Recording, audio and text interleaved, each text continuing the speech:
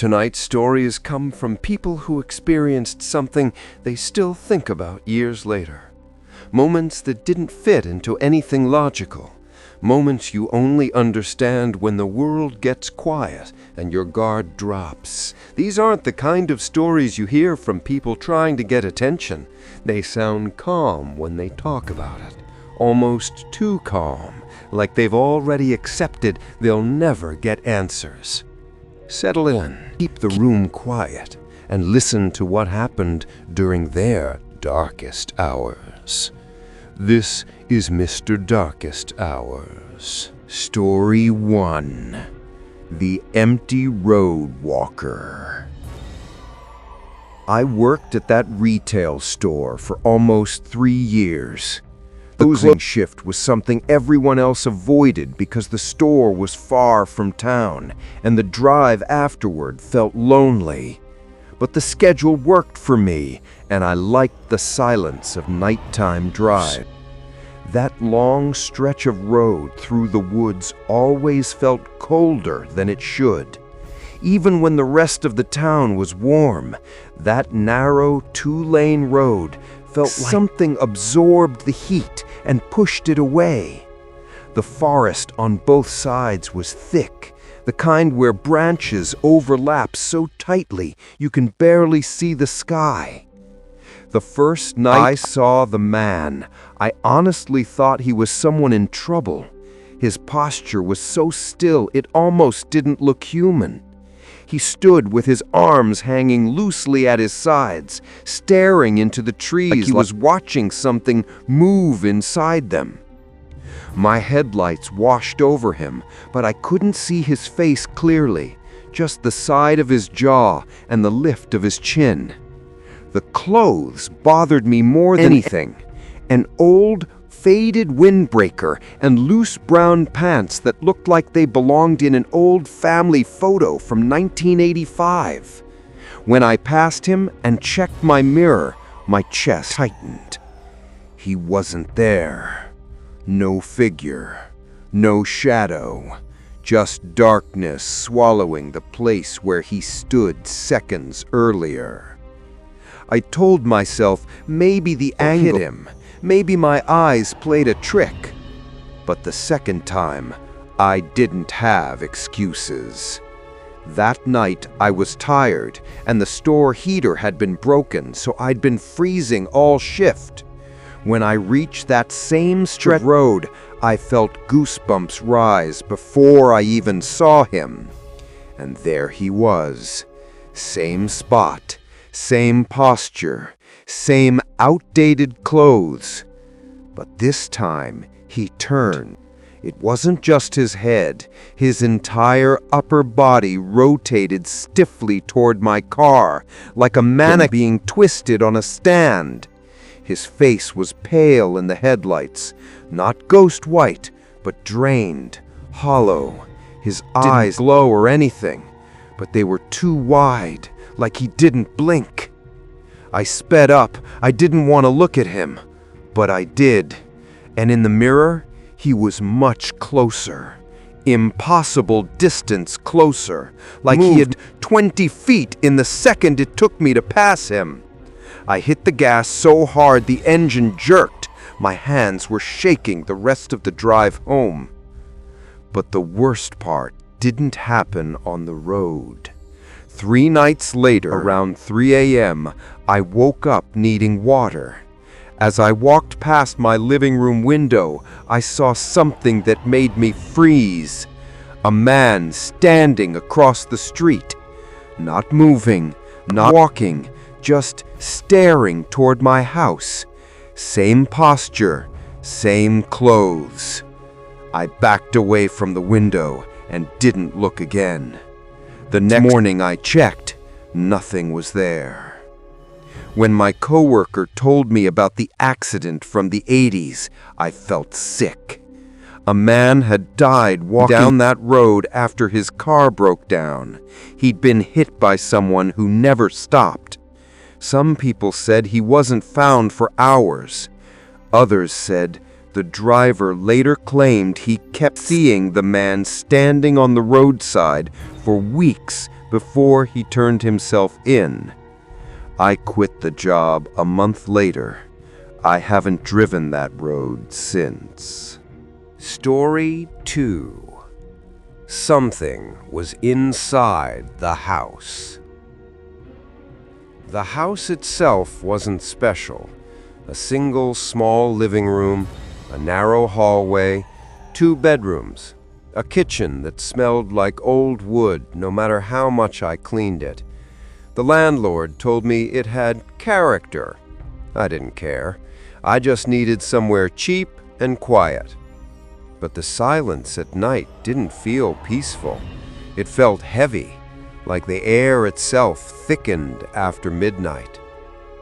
The night the cabinet sound started, I knew I wasn't dreaming. The noise was too steady, too purposeful. One cabinet door creaked open slowly, then closed. A pause, then another. Almost like someone was checking each one quietly, trying not to wake me. When I stepped into the hallway, the air felt cooler. Not cold enough to see breath, but cold enough to raise goosebumps. At the kitchen doorway, the sound stopped. Not faded, stopped instantly. I flipped the light on to expect to see a cabinet half open. Everything was perfectly shut. Then I saw the footprints. Not big enough for an adult, not small enough for a toddler. Wet. And the shape wasn't quite right. The heel was too narrow, the arch too long, the toes too pointed. And the spacing. No child stepped like that. No human did. I followed them with my eyes.